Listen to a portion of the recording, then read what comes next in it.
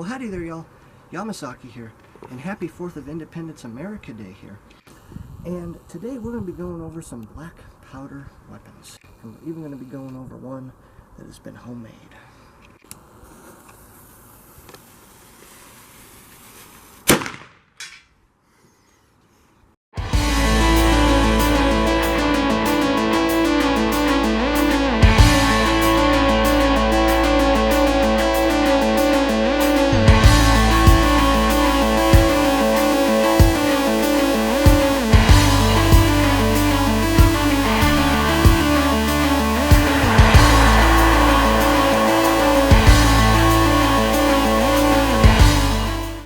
So as you guys know, I'm a big fan of pretty much anything from the old world. And that includes guns. And it's never more apparent that I like black powder. It's my favorite kind of shooting. I mean, it's still they aren't considered firearms. Black powder guns are not considered firearms, so you can just go to your local gun shop and buy one, pay cash for it, and walk out the door. You don't have to do any paperwork or anything like that at all. But they're still very good weapons. If that's your last ditch option, they will hurt and kill animals. You can hunt with them. You can do pretty much anything you can modern day with these guns, just like any modern day gun. You can shoot them, you can hunt with them, you can defend yourself with them. They're still guns in the end. And as you can see, you need a lot of equipment to shoot these. This is only a tad bit. I keep all of this stuff in my handy dandy little black powder box. So I'm going to go over a few of the guns here, and then towards the end of the video I'll show you guys the rest of the equipment. But one of the first guns that I ever got, I got for my birthday. It is a CVA Connecticut Valley Arms 45 caliber Kentucky pistol. This thing's probably about 40 years old. It's in really good shape, and I was actually the first person to ever shoot this gun. And up until then, this gun had never been shot before, and I've probably put maybe about 10 rounds through it. I shot it last 4th of July. I am making that a tradition now. Every 4th of July, I'm going to shoot the old world weapons that won America over. We use these things to win that war, so we gotta respect them. So when I went and shot that one, I was actually given another one. This one, we're not going to shoot all of these today, but we'll shoot some of them. I can't remember if this is an 1858 or an 1860, but it's a 44 caliber revolver. Can't remember if it's modeled after the Colt Navy or the Colt Army. I do have the Colt Army though. It would have more brass right here. This is a really nice gun. Always shoots. They're a little tricky though, because you know, if you don't put a little blocker in all these cylinders and they all go off, in the words I was told by the guy that gave me this, God really hates you that day. What other ones? We're going to ignore this little pea shoe. It's not black powder. Just keep it in there. One of the first rifle I ever got. I snagged this thing up as soon as I could get my hands on it. As soon as I saw it. It's the biggest caliber gun I have, second only to that pistol that we'll get to in a little bit. That pistol is the biggest caliber weapon I have.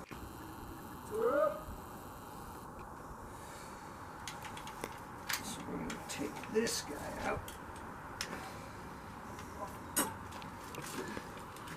This is an 1861 58 caliber Springfield musket rifle.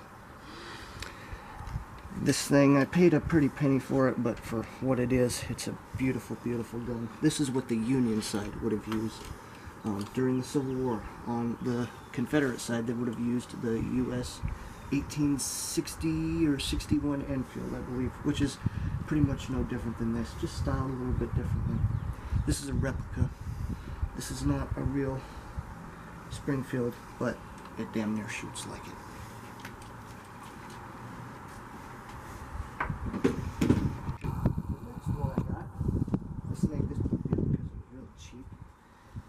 And it was actually the first rifle that actually caused me some major issues when I first went out and fired, or when I was cleaning it actually.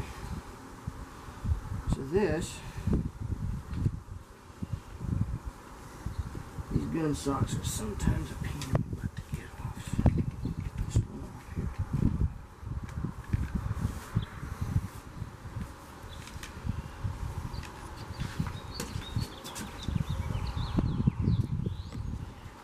This is a Traditions 50 caliber buck stalker. It's a pretty nice little rifle. I've only shot it like twice, and after I cleaned it, my patch J got stuck way down here, and the only way I could get it out was by taking the nipple off, pouring powder down into a chamber in here. So there's a little bit of a wall on some of them and then a little hole, and that's where all that force from that powder goes out. Well, I had to take this off, pour powder in there, and then ignite it, shoot it, and it got that out. But while I was trying to get that out, that could have been very bad. We're not going to do that. We're going to put that guy right there. When I was cleaning it, I came up with a brilliant idea to try and take the breech plug out of this thing. Because on some of these old guns, you can. But it's not the easiest thing in the world to do. What I ended up doing is trying to get that breech plug out, but I marred it up really good. Tried to hammer it out. I heated the piss out of this thing. So that's why I'm a little bit afraid to shoot it. But they made these barrels out of pretty soft metal to withstand the force and blows of the powder inside, so I think we'll be okay. I usually shoot about 60 grains of powder through everything, and I'll show you how I measure that up. I did have a powder measure at one point, but I lost it. I have another one, but it's a little bit different of a design, a more traditional design that you would see with the black powder. So get that little guy on there. Come on. Sometimes these things are tricky. There we go. Tighten that up. It's got a nice little sling. And for those of you guys that don't know, he is with us today on the 4th of July. Look at him. He is a cowboy. He is a cowboy through and through. Mikey, I'll let you do the honors of opening up your favorite black powder rifle out of my collection, and you can explain what it is. This is a thing of beauty, is what it is.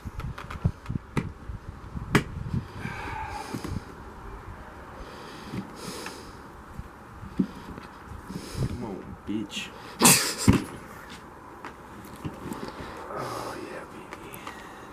Unfortunately, we will not be able to shoot this one today. Very unfortunately. This, ladies and gentlemen, is a blunderbuss. 54 caliber flintlock, and it was built from a kit. It's a really nice old girl. Okay. This thing can shoot a straight 54 slug ball, or it can shoot many small things, eh, Mikey? Damn straight. Heck yeah. Heck yeah. If you're an Assassin's Creed player, you would have used one of these in Assassin's Creed Unity. What? Fantastic for taking out guards from the top of buildings. Absolutely. It's fantastic.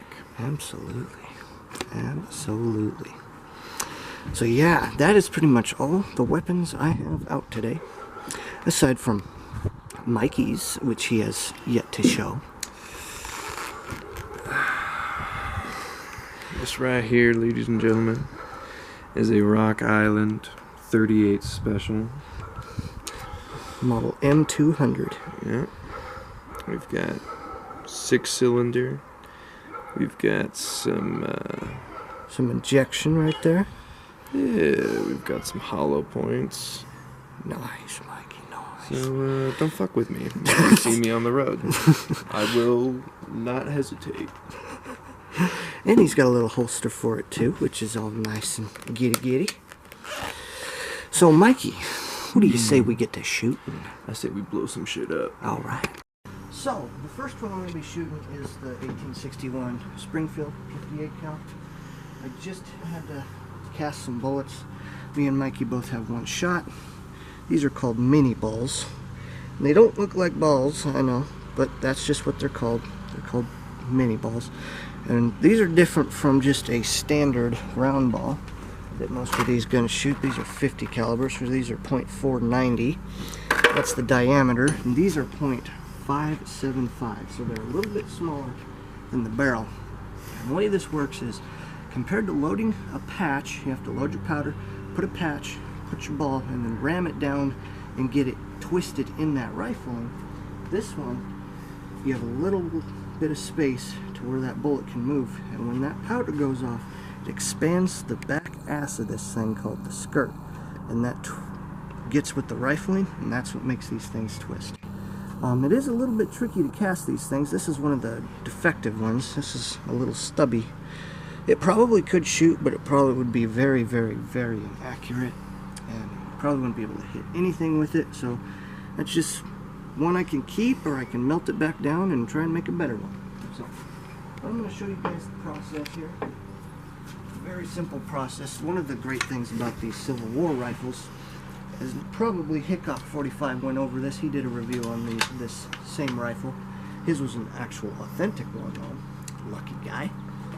So what we got to do is I have some rifle powder in here, some Pyrodex. I use Pyrodex. I am going to have to start making black powder, authentic black powder, if I want to shoot that blunderbuss, which I know Mikey wants to, so I'm going to have to get on that eventually. We're making 10 pounds. 10 pounds, yes. 10 pounds.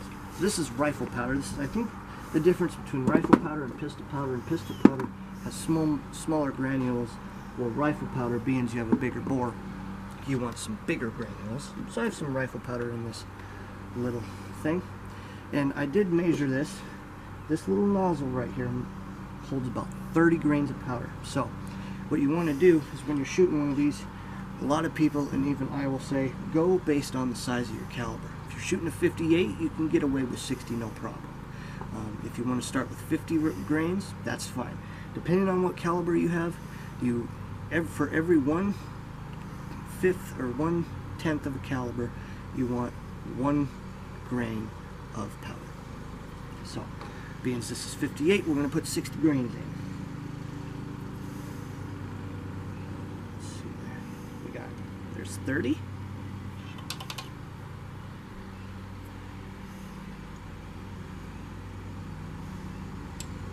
There's another 30, so there's 60. The next thing you do is take your bullet, stick it down in there, and that thing slid all the way down.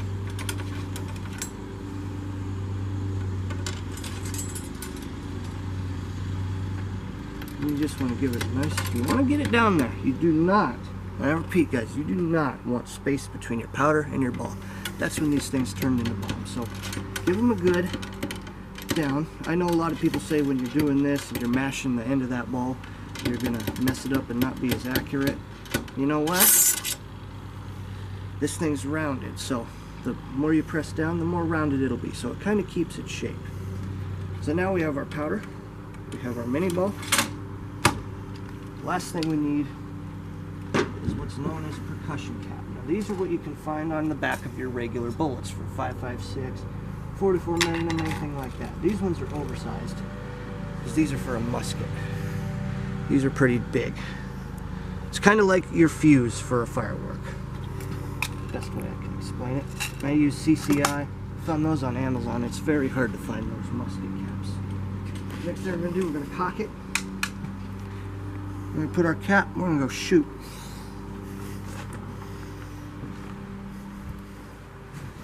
And this gun weighs about 15, not 15, maybe 10, 12 pounds, so recoil is not bad at all.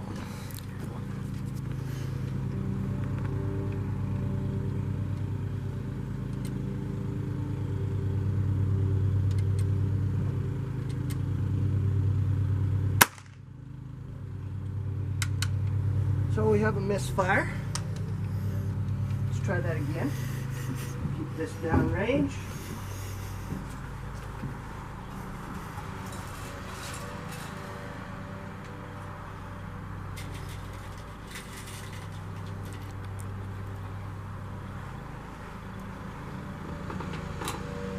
You do sometimes get misfires. Let's try that again.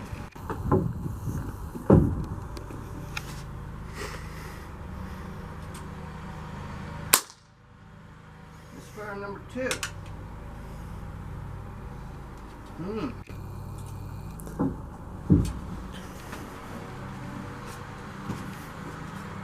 going to try one more time.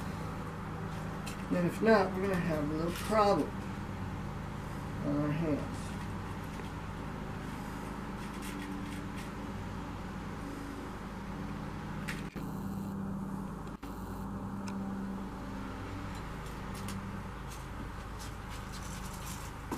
This thing's always shot good. That's why I don't think I had it all the way down. Now let's give her a try.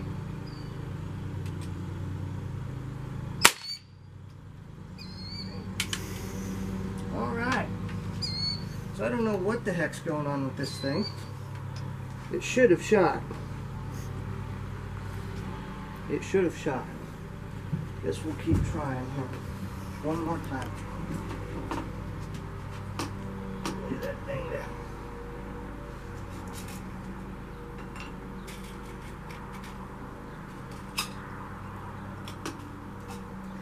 So what happens with these guys, these things can be defective, or you might have a clog or something like that.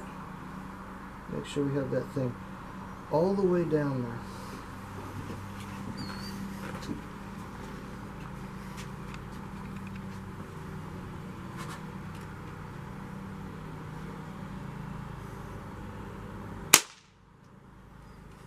Alright, so it seems the 58 cal is not wanting to shoot. I have no idea why. Not a clue why. So that's going to present a problem.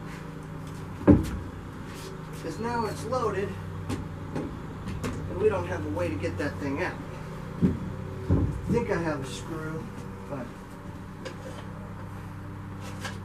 probably not.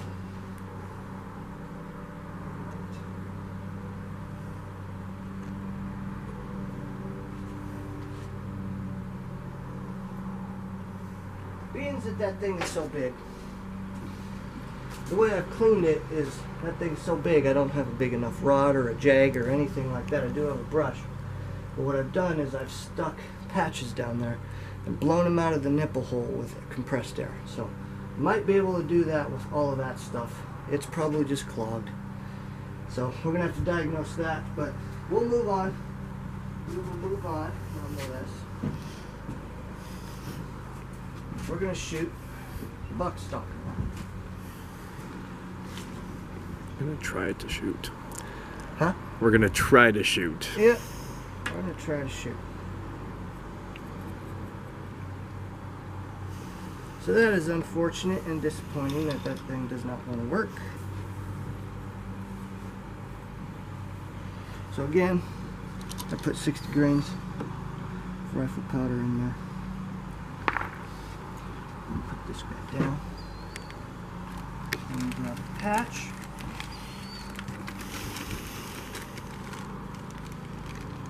These are pre-lubed, so we have a little bit of oil in them. But no different procedure. No. The only difference is you're loading a patch with oil. Get that guy in there. I'm going to have my ball started. This is a very handy little device. Just stick that on there like that. And that gets that ball started.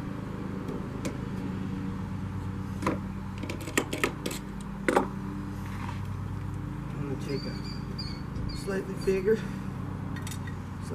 one. We'll mash that down.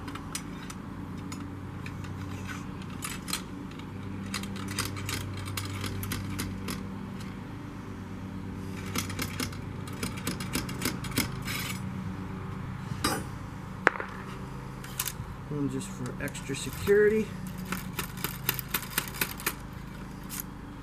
Well, I tried. Anyway, we need a cap. These ones are way smaller. Way smaller.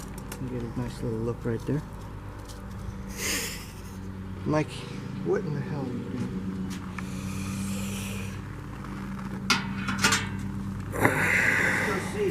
The wizard wasn't wizarding. Hey, wizard.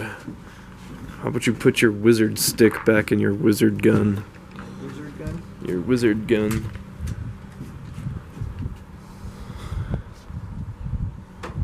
See what happens.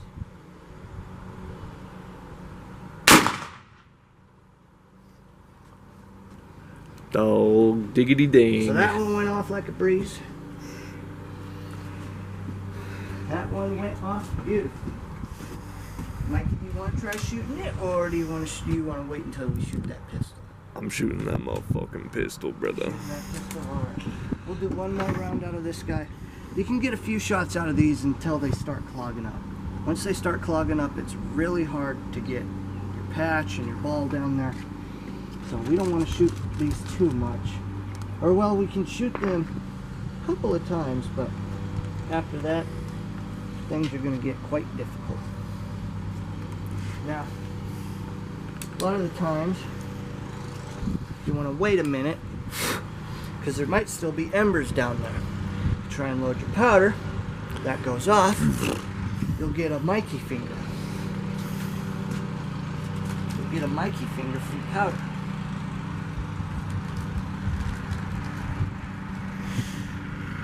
So we'll just get our supplies here. One patch, one more patch, one more ball. I can't really aim with this thing because, as you guys can see, it's got a custom screw sight. That's how it came. So, which is nice. These guns are just so fun. They don't have a lot of recoil. You can take down bison with these things. That's what the mountain men did. They used guns exactly like this. This is just a smaller little Hawken rifle. And they were famous for using these things. So some powder.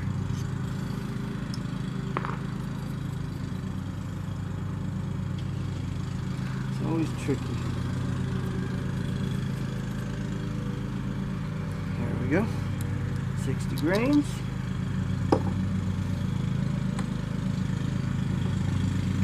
Patch.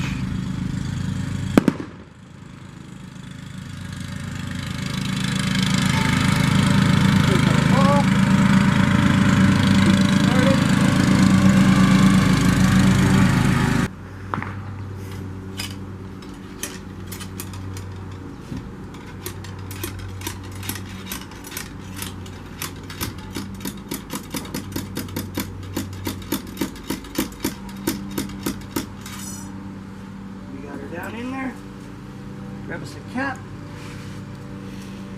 we're gonna rock and roll.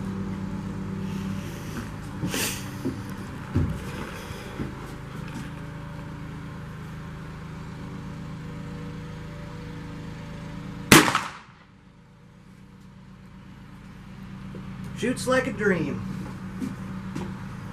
I think I paid about 200 bucks for this thing. It's pretty cheap.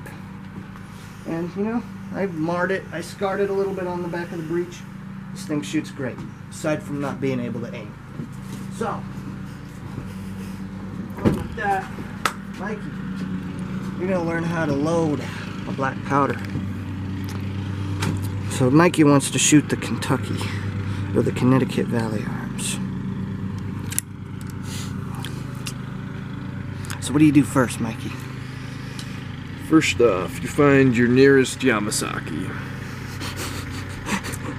You aim it at him, Nope, you don't do that. and you catch that mofo. 'Cause them bitches are rare. Rare, huh? Mikey, I advise you not to use the original stick to mash it down. I advise the brass one. The brass one's stronger, and you won't damage the originality of her. So, Mikey, we need powder first. 60 greens. Nope. We're gonna go with... Honestly, I can't remember how many greens. Let's start with 30. Put 30 in there. Just one little scoop. It's a fine art, Mikey. It's a fine art. Did you get some powder?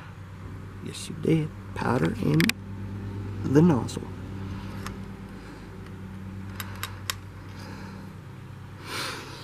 Now, Mikey, get you a patch. I believe I'm just going to go based on these. These are 440 round ball. These are for my 45s. Can I get this thing open? Mikey, you're going to have to open that.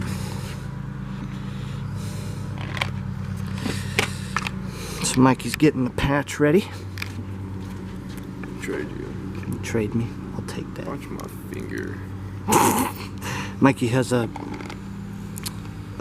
what you call it? Handicapped finger. You're handicapped. Little bit. Just mentally. It's fine. It's totally bad. Why can't I pick this up?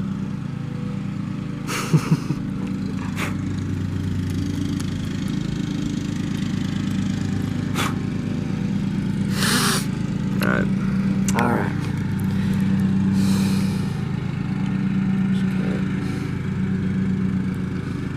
Now, Mikey, your fingers might be strong enough you can get that started just by pressing down on it. But you never know. Possibility.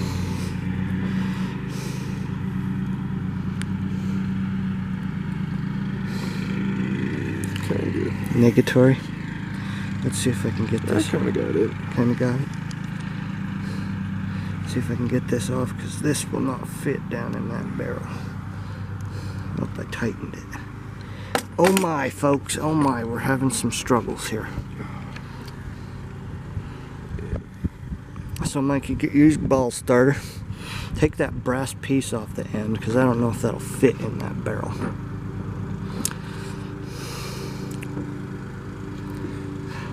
We'll be right back, folks. Well, when we return, Mikey will be ready to go kaboom. Kablamo. Kablamo. Alright, so Mikey's got the bullet and you're missing something. Oh yeah, the fucking... You almost forgot, Mikey. This tiny little bitch. Yep. Mikey, is this your first time shooting black powder? Shooting black powder, yes. Experiencing it, no. That's because he's been with me on some of my adventures. I've also had my own adventures in my front yard with Oh, ants. yes. Yep. Mm-hmm. Alright, now you're good to go. Seems kind of loose. Sometimes, if that's the case, you give them a little bit of a pinch, and then they'll kind of stay on there. Alright, Mikey. Let's see how you do. See how I do? You-do-you-do. Don't call me Captain Jack Sparrow for fucking nothing.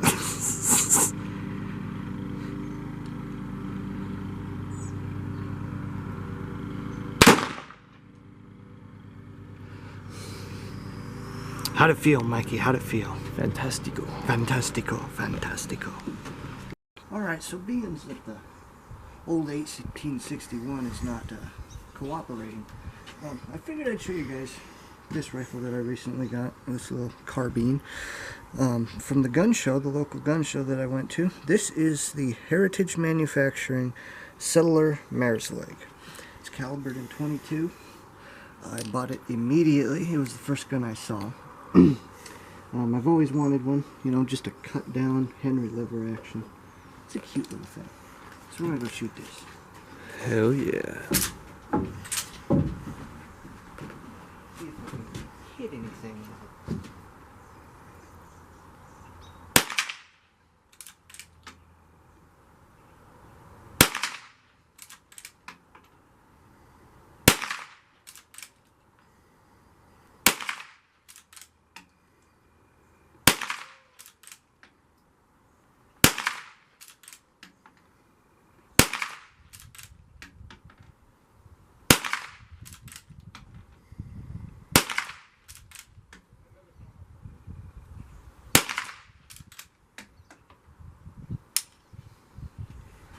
shoots pretty good, and I actually was able to hit almost every single one of them. So I think I got the sights adjusted just right. Just right. And I love it. It's got buckhorn sights. Little horns that pop up on the sides. I love those sights. So I think Heritage did a great job on this thing. It's got your little, you can use it as your little sling if you had one, wrap it around you. They have little holsters that you can get for them. I think originally the story behind the Mare's Leg is Steve McQueen always wanted a custom-made gun in his movies back in the day, and the Mare's Leg was one of them. So I guess he was the brainchild that thought up of this thing. But I can honestly see cowboys back in the day doing like a sawed-off shotgun type deal with their Henry lever action. So that's the Henry Mare's Leg. Okay, so up next we're going to be reviewing Mikey's 38 Special Revolver with a special kind of ammunition. That is rat shot for 38 or 357. Basically a shotgun shell for a revolver. Yes. Pew pew. Let's go see what Mikey can do. Let us go see. Alright, so we are at the ready. Mikey, how do you feel? Bang bang. Bang, bang. Skeet skeet.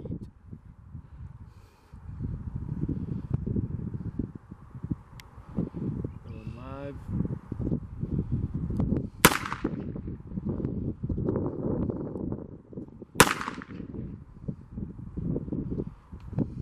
Damn straight. Damn straight. So the last gun we are going to review is of my own design. This is the Boom Kaboom 60 cal.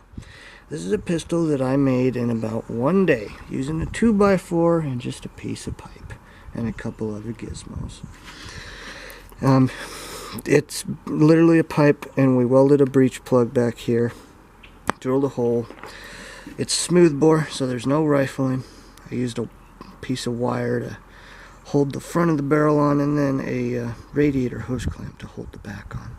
And it's powered by fuse. So here's a piece of fuse tucked away here.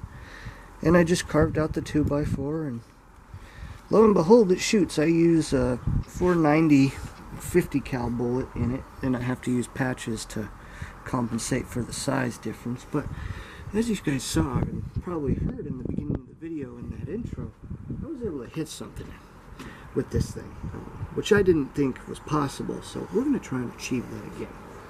So it's the same procedure as every other muzzle loader. Cut a piece of fuse. We stick the other part back in there for safekeeping. Just like that. We're going to load her up. I packed this with rifle powder. So Mikey, you shot rifle powder out of that Kentucky pistol. Oops. Guess it was fine. But we're going to load up, since it's a 60 cal, we're loading 60 grains in this big one. Now this is kind of like what the British used back in the colonial era of America. They were all smooth bore.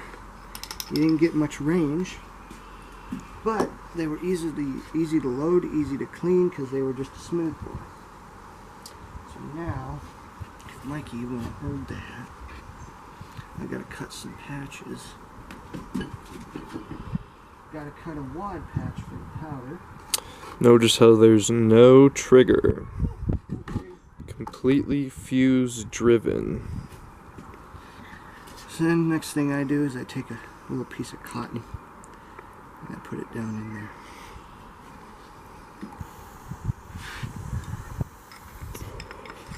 Where is that piece? Screw this bottom piece back on. So I have a little bit more length to get that down in there. We just want to tamp it down nice and light. Like that. We'll take 2 of these patches. You're haunting this house with your whiteness, Brian. What? You're haunting this house with your whiteness. It's a Family Guy quote. So you see, it just slides right in there. No issues. Pack her down like any other. Just like so. Give her a good pack. Put our fuse in there, and we're going to be ready to fire. Don't forget your lighting mechanism. Yeah, there we go. In the beginning, guys, I was having trouble getting the fuse down in here, and that's because a little bit of rust got in there, but when this thing goes off, it blows flame out of every orifice. So. Every orifice. Here we go.